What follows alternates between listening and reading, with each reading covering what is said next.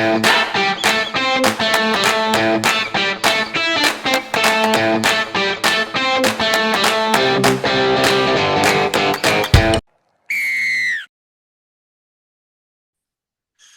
welcome back to another episode of RugbyMed, the science of the game. I am António Ferreira, and with me, as usual, we have our co-host Carlos Braga.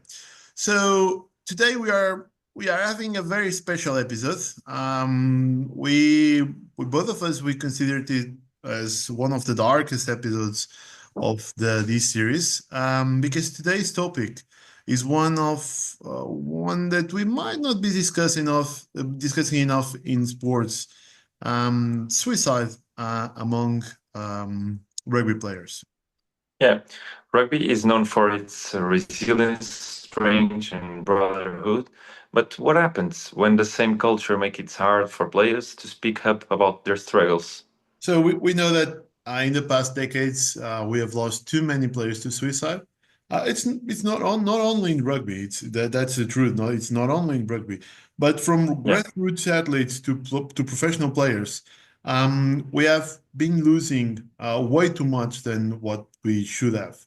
So today we'll explore why this is happening, what research says, and how can we create a change. Yeah.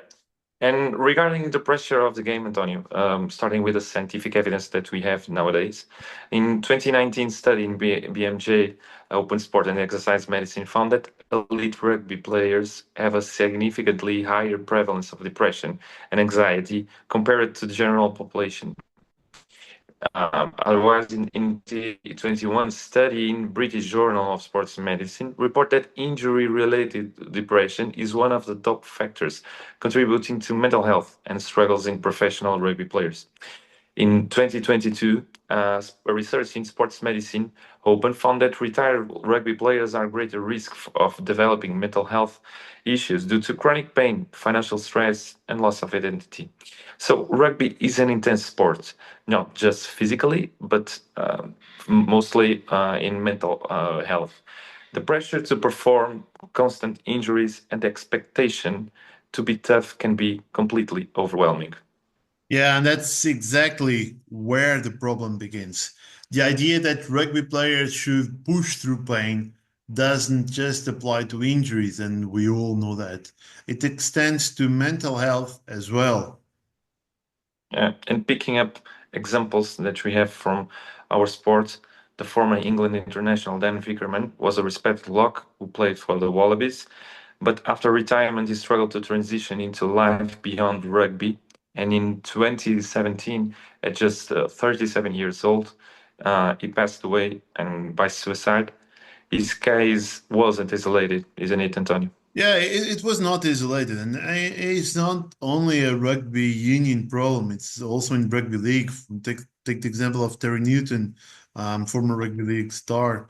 In 2010, after a career filled with highs and lows, including a doping ban, he took his own life. His story is a tragic reminder of how mental health struggles can escalate when support systems aren't in place. Yeah, And and yeah, tell me, Carlos. yeah, and there's a link, I think, in between the injuries and mental health, and also with concussion. We found in literature some examples of it. In 2020, a study in JAMA Network Open found that athletes with repeated concussions are more likely to experience depression, anxiety, and suicidal thoughts. And also in 2017, a study in neurosurgery revealed that former contact sports athletes, not also in rugby, have a three more higher risk of developing neurodegenerative disease, which can contribute, of course, to suicidal behavior. So in rugby, we are discussing it in some episodes before. Concussions are a major issue. So we know that the impact of the brain function, but we all know understanding their link to mental health. Yeah, so research has shown that players with a history of concussions are at or might be at a higher risk of developing depression and even suicidal ideation. It's a problem we can't ignore, despite evidence still needs to build up to make definitive links on this matter. Yeah. And one of the most tragic examples that we have is Steve Thompson, the England World Cup winner. He has spoken openly about his early onset dementia from repeated head injuries and how has led him to suicidal thoughts.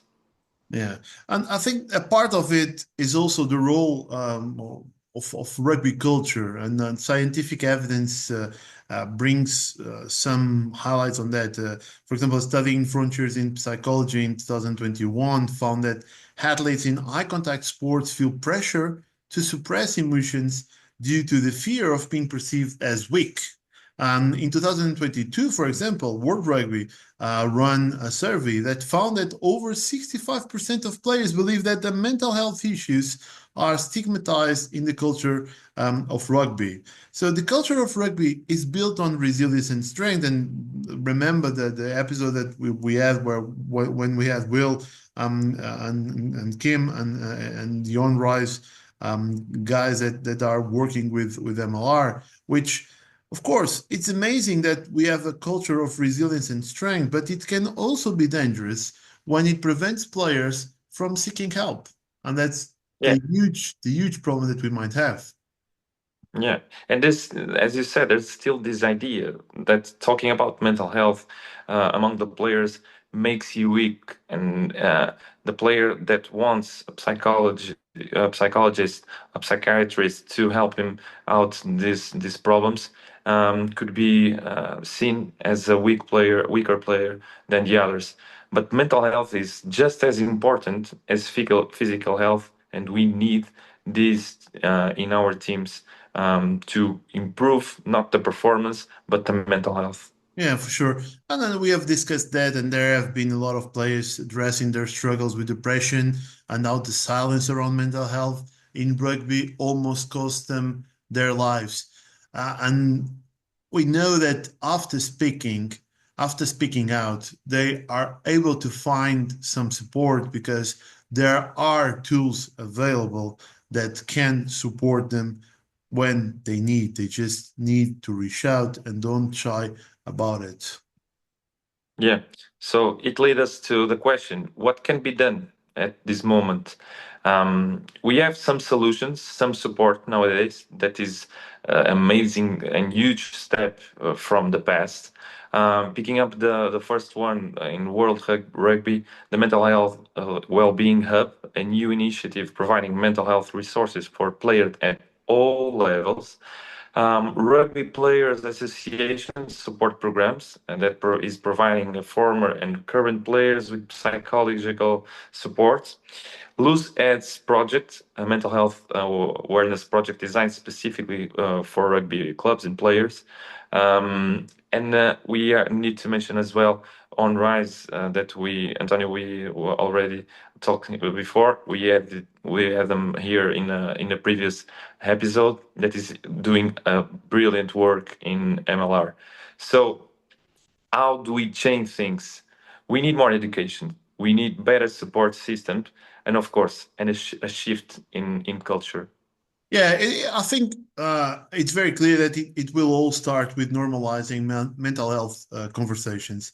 If we treat mental health struggles like any other physical injury, we will create a safer environment for our players. And for sure, this will not be the big elephant in the room that it usually is. So, coaches, teammates, and clubs all have a role to play in this scenario. Checking in, supporting players post retirement, and making health resources more accessible. These are small but powerful changes because the concern is not only about the current players, but also with the post retirement players because there is a space between the ending of career and the normal life after that. Yeah, for sure. So we all know that rugby is an incredible sport, but we need to protect our players. And this protection must be not just for their bodies, but also for their minds. Yeah, and if you are struggling and you are listening us, please know that you are not alone. There is help available, and talking about it is a sign of strength, not weakness. So if this episode resonates with you, share it with a teammate, with a coach, or with a friend. Let's break the silence and make rugby safer for everyone. That's a wrap. Thank you for listening. This episode is one of the most important, or even the most important topic that we are talking about during this journey. So has been RugbyMed, the science of the game. Take care. Look after each other. You may be next to you in the locker room. So let's keep this conversation going. Thank you, Antonio. Thank you. See you soon, guys.